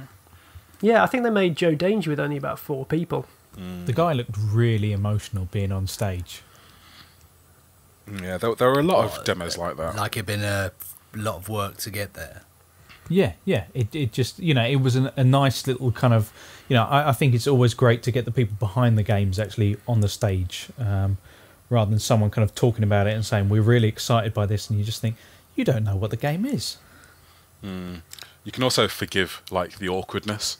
Like, it's kind of endearing, rather than sneering at them and going, ha, Mr. Big Money Executive, you suck at this. It's kind of like, nah, you're cool. You're not meant to be in front of a camera. You're just meant to be behind a screen doing something. So I can forgive you being super awkward. Yeah, I mean, it's like you've earned the right to come and, sell your wares, so to speak. Yeah, you kind of feel like you're on their side rather than laughing at them through the lens, sort of thing. Well, I just watched the transition from one planet to the atmosphere to space to another planet, and it was mind blowing. It looks amazing. That was, like I say, that was the one thing, because people, I do get pigeonholed. I'm the Microsoft guy and all that sort of stuff, but seriously, if there's an amazing game which would make me buy a PS4, it's probably No Man's Sky, or The Order was pretty good. That was one of those trailers where it was like, oh, this is a good CG trailer. Oh, hang on, you're playing this. That's pretty cool. Yeah. So yeah. Yep. I think I am fast approaching PS4 purchase. I may well be too. Join us. Buy a Wii U while you're at it. Well, speaking of Wii U, Nintendo were also showing off games at E3. Not on stage though, Mark, is that correct? No, it was a digital presentation. They decided not to go down the route of, A digital presentation, does that mean someone just pressed play on the video player? No, it means they had lots of clips and then they stitched them together. And then they pressed play. Bravo. The one that really caught my eye was obviously Legend of Zelda and its full HD glory in a big open world scenario. That looked really cool. I do like a bit of Zelda. Yeah, it did. IG Anuma spoke about the idea of getting away from this, segmentalized idea of game design and, having to stop and start in different regions and different places, and, game design orchestrated around kind of stitching parts together. This ideal that perhaps it can be more open world, and that there'll be a bit more freedom to Zelda. It sounds really interesting, simply because it's one of those series that I've always tended to assume has to work down a particular road, simply because you've all if you've played a Zelda game, you know there's a particular destructible wall, and you say, well, I'll come back there when I get some bombs, or you know how it's going to unfold. You know that there's a particular kind of linear line of things that you have to do. The idea of being able to explore a bit more at will, that's certainly intriguing. As far as how it looked great. Certainly different from the tech demo that we saw. It'll be interesting to see how it shapes up, because I don't know whether it was just me, but there did seem to be a kind of cell shading artistic style to it when they got the close up on Link's face. When's it due out? As with virtually everything in the Nintendo presentation, 2015. Nice and vague. Well, there was one that I thought was better, which was Super Smash Brothers, which had a genuine date on the 3DS, and for the Wii U was just winter. Any particular winter, or just winter? A cold one. Winter is coming. Yes. Yeah, I could see myself stretching for a Wii U to play Zelda. I really see myself doing that. Really? I can't. There's something about the console which kind of intrigues me, and this Mario Maker thing they announced looks a lot of fun. Can we explain that? I don't know what that is. Well, Mario Maker. Yeah. It's basically just it's almost like a Nintendo version of Little Big Planet. Little Big Planet, with a Mario themed Little Big Planet, and it's one of those things. It would have been a surprise if it wasn't already leaked, like virtually everything else. But you get a kind of grid screen, and you can prod and drop pipes and enemies and power ups and things like that, and make little Mario levels. But okay, 2D. Sorry. Yeah, 2D, but it looks quite cool Okay. simply because you can play. It looks like you can use different kind of Mario themes from throughout the eras. So you can go right back to old school basics, or have the kind of quasi 3D 2D Mario. And they seem to show that you could switch between the two, didn't they, as well on the fly? So, or whether that was just a trailer magic. I'm not sure if that was trailer magic, but it would be good if that did happen though. It seemed like it was a genuine kind of Mario mashup of lots of different things. Why haven't they done this sooner? I think partially because they've really dragged their heels with regards online connectivity. Nintendo kind of had to be dragged into the 20th century first, and then into the 21st century. And this is the kind of thing that it only really works as stuff like Minecraft and Little Big Planet showed, when you can share things. Yeah. Yes, totally. And so Can I give the more cynical answer of they haven't been losing money up until this point? Yes, yeah, perhaps there's that. But there again, I don't want to be that guy. But if it was that important to them to get bankable franchises, then I think they've got a lot of stuff, a lot of IP in their locker that they could, completely rinse. That they just don't seem to be going to at the moment. It's like they're not going to that old tin of beans at the back of the cupboard because they're starving yet. I think it's a nice touch, the Mario Maker, but I honestly can't see what the fuss is about, because the magic nowadays are with the likes of Super Mario 3D Land and 3D World, and to basically just do a level editor for a game that's 25 years old and expect a standing ovation, it's the kind of thing that people have been doing in Flash for years. And just because Nintendo trotted out at E3, we should treat it differently. I just can't get excited by this at all. No, my only worry is that it slightly almost kind of kneecaps the appeal of Mario, because the idea behind it was always that it could be very simple looking, but you were basically buying a game that someone had tested and tested and tested, and it was finely tuned as a perfect 2D platformer. And if you suddenly say to someone, well, yeah, you can pay that money for the latest version, or you can just continue playing the games, the levels that someone's uploaded, and there are thousands of them, or Mario 1-1. Yeah, I was going to say that it's basically eating its own tail, because Yeah. in like Little Big Planet and stuff, or any game where you can create something, the first thing somebody does is Mario 1-1. Is that going to happen here? Why would you do that? It's already Mario. It's just weird.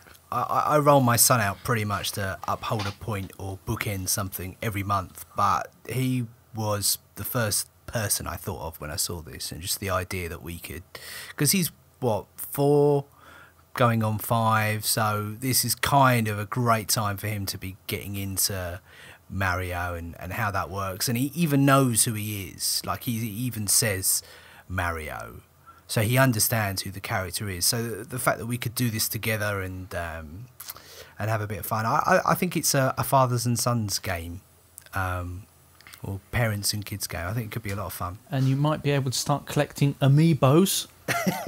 What are we doing here? Again, obviously I didn't watch the Nintendo conference because I had better things to do with my time, but what the hell are amiibos? You don't, get with the times. They're you know, the little figurines that Nintendo have been touting for a while that will work with the near-field communicator on the Wii U's gamepad. Okay. Basically, it's going to be a kind of nice collectible toy range where you pop them on the gamepad, and then the characters and various things can kind of pop into your game.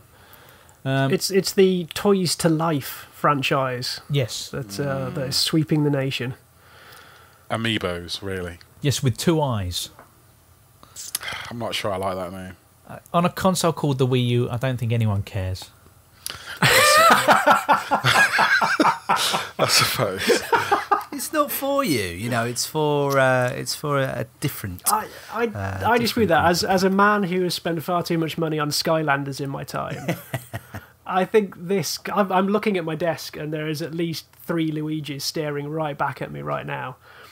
This, as much as I poo-pooed the Mario Maker, I'm really intrigued to find out what they're doing with this, because they've announced that it's going to work with Smash Brothers. Yep, Smash Brothers and Mario Kart as well. I have no idea how it's going to work with Mario Kart. Like, suddenly you're going to be racing Bowser around, then you drop on Mario and he switches out the kart. But what if it was power-up based? You know, that kind of thing. Free-to-play model. Oh, yes. Yeah, that's a good point. Can we say something interesting like Bayonetta 2 yet? Well, there is that as well. Did they announce that they're releasing it into the wild and that it can go onto the consoles? No, they're keeping it all to themselves. Oh, that is so irritating. Does it look good at the very least? It looks fantastic. Oh, that's exactly what I wanted to hear. It looks exactly as you'd expect Bayonetta to look. You know, it's you know, full of mad combat and the like, and huge enemies and that kind of thing. And that is one of the games that, you know, seems like, if anything, slightly out of place during Nintendo's presentation, simply because everything seemed to be following a very kind of cuddly theme. You know, there were things that weren't shown. What was it? Devil's Third wasn't shown, and that was just at the time of the conference going out, the presentation, I should say, going out, confirmed as being exclusive for the Wii U. So, you know, it was very much a focused, you know, we're Nintendo, we're your friendly console makers, and, you know why you bought a Wii U, we know why you bought a Wii U, just trust us. Okay, so I said this before we started recording, but did they acknowledge it? Did they acknowledge the Wii U isn't doing as well as it should be factor, or did they just sort of go, we're ploughing ahead with this, well, we can't really do anything else, so here's what we got? Well, I'll answer that by telling you what the little kind of epilogue to the whole presentation was, which was Shigeru Miyamoto in a swivel chair, turning around to camera, and he's holding a gamepad, and he tells you that he's been very pleased with it, and he's very interested in the uses of it. But I think they got their feelings across during some of the little cutaways they had in between segments, because they had some stop motion animation of Reggie as a plasticine figure and Mario coming on stage to help him. But as part of this, they also had an audience from this fake E3 press conference, and one of them was basically just the internet personified, asking for, oh no, it's another Mario, where's Star Fox, where's so-and-so? And Reggie just flamed him. Literally, eyes, lasers out, toasted the poor man. So I think they're sort of trying to get across their feelings that they just don't give a damn. They're doing what they're doing, and they've got enough money in the bank not to worry about it.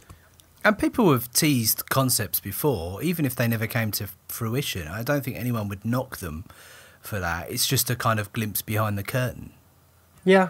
I mean, what uses did we see it with it now? I think it was Mario Maker. Mario Maker. You saw a little bit from Captain Toad.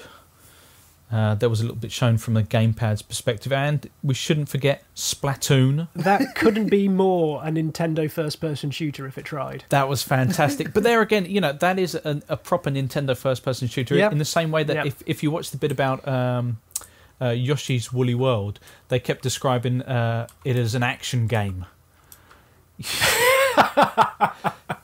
That is an action game in the Nintendo universe, and Splatoon is kind of that's Nintendo joining the world of competitive multiplayer FPS. 8-player, yeah, juicy. All right, you've said the words that have obviously piqued my interest.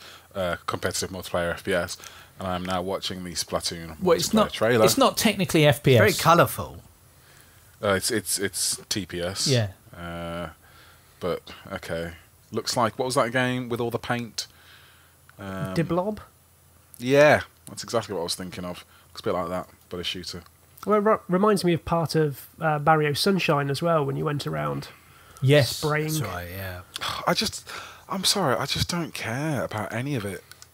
I hate to be that guy, but they're just so irrelevant to me at this point, Nintendo. It's just not aimed at me at all. None of it. I don't think it is aimed at you. I think you're absolutely right. It's not. And I'm disappointed by that, and I think it's been like that for so long now that I no longer, none of it even registers to me. Like I said, I didn't watch the press conference because I knew I'd be disappointed. I knew I'd be wasting my time. Did you hope there'd be something for you though?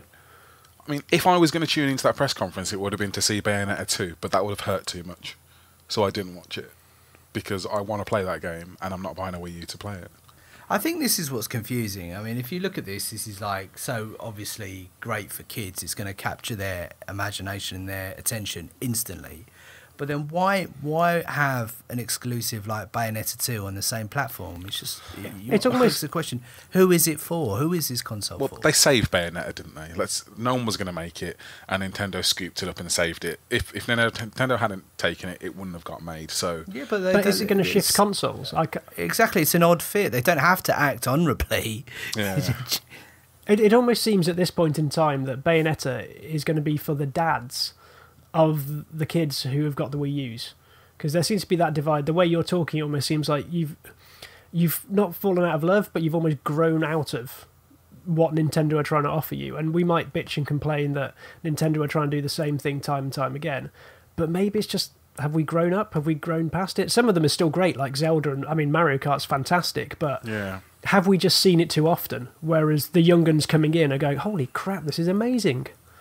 Well, we used to speculate what their game plan was, in the resurgence of the 2DS and 3DS and the Wii, the original Wii.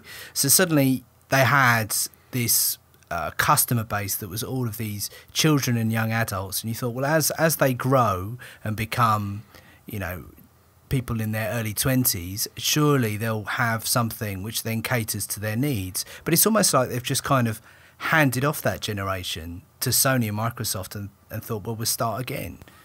We'll just get a next generation and grow with them. I wonder if it works the other way around, because I'm just trying to think through, especially, well, apart from Lego games, well, maybe it is Lego games are keeping the younger generation happy on the next generation of systems.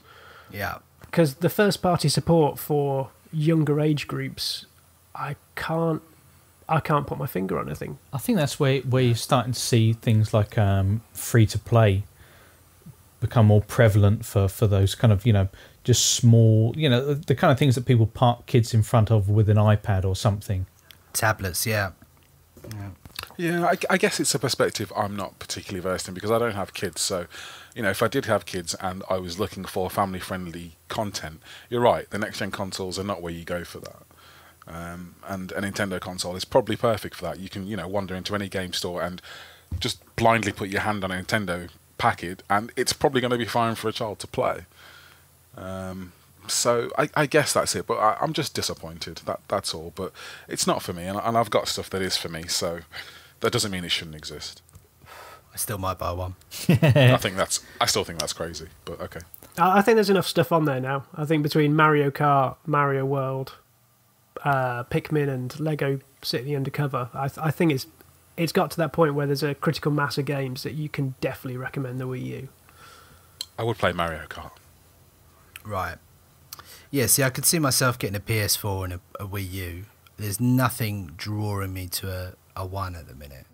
Sorry, I'm just scrolling up to try and give you something to care about, and there isn't really that much, so yeah, there you go. The Halo collection's kind of cool, but I was never that big a fan first time round. Crackdown, maybe? I think it's all what you want. I mean, the third parties are really where the meat of everything is. I mean, we could say the Sony press conference, let's be honest, a lot of that stuff was all third party stuff. Beyond The Order and Little Big Planet 3, there wasn't really a great deal else there to get you massively excited, which wasn't going to be a multi-platform title. Let It Die? Bloodborne? From Software? That's going to be pretty big. Again, you're still in kind of early stages, but, those are the kind of things people like to see. Yeah, definitely. But I think the third parties are playing a much bigger role than first party has done in the past, I would say. I think you see that simply because of the amount that you heard the words timed or console exclusive debut and premiere and content and that kind of thing, which is just everyone's scrabbling around to try and find some kind of reason to tell people, buy our console and play this multi-platform game.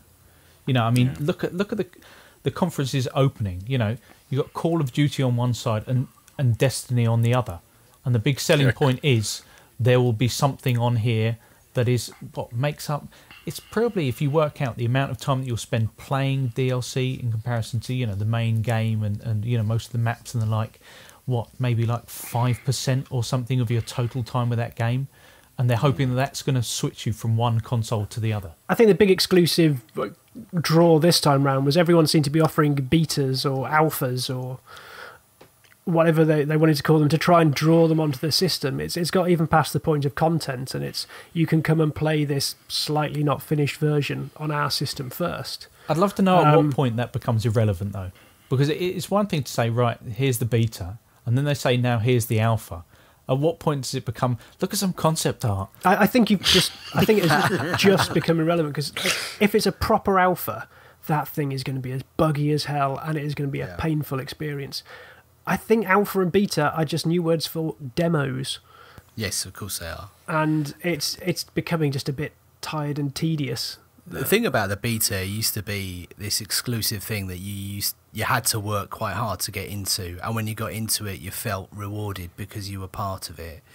Whereas now, it's in their best interest to get as many people into that beta because, like you say, it's really actually a demo for the game. And especially things like Battlefield Hardline, which is like the cops and robbers mode on top of Battlefield 4. I can't even quite understand why they're having a beta of that, because surely if you want to test anything, it's network code. And if they haven't got they haven't. If they haven't got Battlefield 4's network code pretty much handled, then I think there's a larger problem to deal with than Hardline might be a bit squiffy. That's exactly why they're doing a Hardline beta. Oh, you reckon Hardline is just a Trojan horse to get more testing out there? Do you know what it is? It's not even that. It's everybody, seriously, we got this. that is basically what that beta is. I know we said trust us last year, but seriously, trust us. Exactly. It's literally like, honestly, it's not broken. Look, this beta is rock solid. If that beta isn't rock solid, they are stupid for putting it out. That has to be the most solid beta I've ever seen in my life, because they are just on the thinnest ice ever at this point with that Battlefield franchise. So if that Hardline beta if it even skips one frame, God help them. But, good luck. And on that note, are we pretty much there with the conference coverage? Is there anything we missed out and need to discuss? We missed out Mortal Kombat. God, that looks brutal now. It's looking so... It looks like how people imagined the original Mortal Kombat. When you remember the kind of outrage over that. And just now, ripping someone's heart out, and just it's... God, the fatalities on that really are pushing it. It's that trailer. I mean, A, it looks spectacular, but B, it's kind of, back in the day, if they'd seen this, when people were crying about how Mortal Kombat was back in the day, if they'd seen this is just gratuitous to the... It's a definition. I'm searching now for the trailer. The thing that worries so me good. throughout the entire thing of that is there's one of the creatures has basically got a small child on top of his head. Is it a child? Well, I assumed it was a child, and I was just thinking, oh god, please don't show that fatality. Yeah. Just get Jack Thompson coming out of retirement to see us down with that. Well, I'd imagine they've got some sort of narrative reason for it being not a child or something, so that they can slash its head off at some point, essentially. But yeah, obviously I loved the old Mortal Kombat 9, but they brought that back amazingly well, and this one is just I cannot wait to play that game. It just looks so great. Can a game be too violent? If it is, this is it. I think there's a fine line between violence and just gratuitous violence, and I want to see well how over that line here. It was just the constant procession of crush skull, pull out rib cage, crush someone's heart and drink it. It's just probably There's literally somebody drinking the blood from somebody's organ, going It was amazing. Oh, Mirror's Edge. We didn't talk about that. Mirror's Was Edge. that actually in one of the shows? didn't It we? was in EA. Yeah. I think I mean, we pretty much skipped over the entire of EA because there's nothing really to talk about. Well, it was all kind of smoke and mirrors. I mean, BioWare said we've got a new IP coming, so wait for that. But it was throughout. There was basically there was the Star Wars Battlefront team going, "Don't worry, we're making it." There was the Mass Effect team saying, "Don't worry, we're making it," and it was just that from every single even Criterion, who don't show early footage, they said, "Don't worry, we're making it," and here's a picture of us on a skidoo. It was just a bit odd. Dragon Age must be pretty close, so they must have shown off quite a bit of that. Yeah, that was gameplay of that, wasn't there? Right. And Any Dragon Age fans amongst the pod? There's your answer. Two Dungeons and Dragons for you, Leon. do you know what? It's the same thing as Skyrim and Fallout, which can we all just have a moment of silence for Fallout 4, which didn't get announced at any point? Well, hang on. The Last Guardian gets the biggest pour out of liquor on the pavement. Oh, come on. That was never showing No. up. That's dead. No, it's not. It's the best piece of vaporware since Duke Nukem. I need to hold your face to the light for just 1 second and just give you the harsh truth that game does not exist. You will be better off and just forget about it. It is someone's lunchtime Unity project at this point in time. Seriously, just stop with The Last Guardian. If it pops up sometime, then hooray, it's cool. But it's like Half-Life 3. Let's just not even have the conversation. You know what I mean? Maybe Nintendo will revive it. At this point, Put it alongside Bayonetta 2 and Mario Map Maker. Yeah, I would love definitely. it if Nintendo bought up Fallout 4. Oh my god! Just to see Wow. your face. I would be so there. The price of the Wii U. Do you know what they should do? Buy up Fallout 4 and then go, and we're putting $100 on the price of the Wii U. It'd be easy transition. Fallout Boy in a new set of dungarees that are red and blue. It would be pretty amazing. Let's not joke about this because it might actually happen. Transfer your save to your 3DS so you could play on your jog to work. Street Pass with other Fallout Boys. Yes. Cooking with gas now. This is a hell I do not want to ever see. It's one of the saddest moments as a 3DS owner is when you buy into the idea of Street Pass and you leave your 3DS on in your bag and then you get home and you've passed no one else.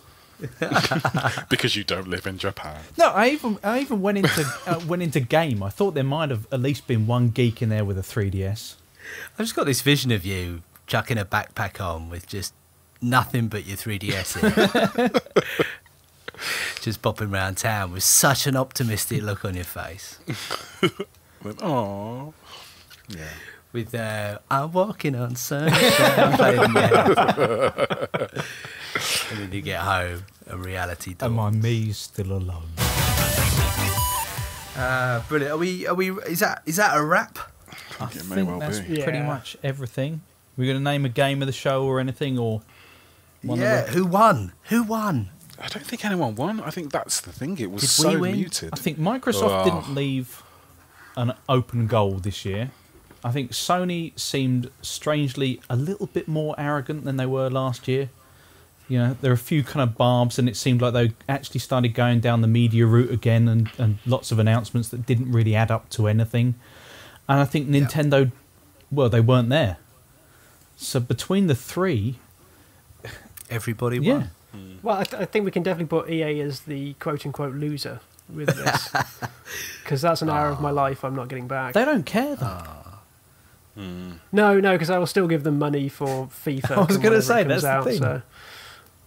I'll say I enjoyed the fact that kind of, I mean, don't get me wrong, last year when Sony was really taking it to Microsoft with their here's how you trade a game video, and we don't do used games, and, you know, people were whooping and hollering. I mean, that was some good TV, you know. But at the same time, I think I was kind of happy this year that Phil Spencer came out there and kind of he even said the names Sony and Nintendo straight out of the gate, which you would never get them say that. You know, they would never say their competitor's name at their press conference. It would always be, you know, the competitor or the competition or whatever The ones they're we doing. shall not speak of. Yeah, exactly. Whereas Like Voldemort. he said their names and said, you know, it was all about the content. And similarly, when Sony did give a few little digs of saying, oh, our console is the best place to play all the games in all the high definitions and stuff, you know, the crowd wasn't sort of whooping and hollering. It was people have sort of not put that to rest, but that wasn't what it was all about. It really was about the games, which was just nice to see. That was a nice sort of Jerry Springer final final Take word. care of yourselves and each other. Good night. Yeah, that's what I was going for. But if I had to name a game of the show, ironically, it's at the Sony press conference, and it's No Man's Sky. So there you go. Because that game looks so good. Mark, game of the show? Yeah, No Man's Sky for me. It's just everything about it just made me. It's the kind of thing where I just think I literally don't think I can wait for it. I'm going to have to try and find something similar in the meantime, or read absolutely everything I can about it. James? I would probably say No Man's Sky as well, but just for the sake of variety, I will say Inside, the new game from the Limbo lot. That was a close second. There's just Limbo was just so great that I really want to see what those guys do next. I would have to agree. I think No Man's Sky looks awesome, but Inside also is interesting. I really enjoyed Limbo, so. Yeah, it looks like that they'll both be games for me. I don't know. I think I need to commit to a platform, one of the consoles, and start playing some exclusives. You know, there's a few PC games I'm looking forward to that haven't even got a mention, just because they're not really on the console circuit. So I don't know. We'll see. So yeah. By the way, there's no podcast next month. Is there? There is no podcast next month. No. We're all taking a holiday. Okay. All going to be watching the World Cup, kicking back. Anyone else excited for the World Cup? Yep. Mark, you're with me. I know I could count on you. Is that the one where they kick the ball around? Oh, come on. Oh, dude. It's a celebration of football. Well, in Brazil, it's not. Yeah. Not quite. Yeah, isn't it a tear gas? Yeah, exactly. What's going on? The way I see it is you have like 4 years of Britain's Got the Voice talent factor shows, and then our reward for putting up with all that horse shit is 2 games of football a day for a full-on month. Fantastic. Cannot wait. And misery when we don't get past the group stage. Look, you know, we're all grown men here. No one expects us to get past anything. That's when it gets interesting. That's when you've got to pick yourself a second country. Right. Exactly, yeah. Exactly. Come on, Chile. I love the optimism we're displaying here. Brilliant. So no podcast next month, but we will be back for a August edition. Tune in for that. Massive thanks for downloading the podcast. We always really appreciate you showing such faith. James, are you on Twitter? Can you be reached on Twitter? I'm sure we've done this before. Yeah, I am Big Sheep, all one word. Feel free to follow me, and I'll try and talk back. I'm Steve_Hillskill. Feel free to tweet me whatever you fancy, and I'll endeavour to give you some witty retort. Leon's PO box is. I'm literally going to set up a PO box. I swear to God. Can you do that? Do you reckon the PO box on Twitter's taken? I just want to Google if I can actually have a PO box, because that has to be a thing, right? Sure you can. We need to drag you kicking and screaming into this social media age. Hell no. Post office box. I can totally get one. I'm so getting a PO box. Guys, is anyone reviewing anything in the next month you want to plug or yada yada? That's right, because we pretty much have missed the big games that we played this month. Go back and check out, I think we've had like the Mario Kart review and a few other ones go up recently, but I think June's quite a quiet month. I think we're going to hopefully try and do Tomodachi Life and a few indie games, but I think everyone's made way for E3 and all the announcements. Oh, I reviewed something. What did I review? Watch Dogs. No. I haven't even had a chance to talk about Watch Dogs. I didn't review Watch Dogs, but should still have been a talking point. Yeah. I'm just trying to remember what I reviewed. Wolfenstein? Yes. The first-person shooter, obviously. You left an impression. Yes, it's actually pretty good. But yeah, we're done, so never mind. Go read that. Yeah. It's good. Brilliant. Well, all that's left to say is massive thanks to Mark. Cheers, Steve. Huge thanks to Leon. Gracias. And a big high five to James. Thank you. And we will catch you next month.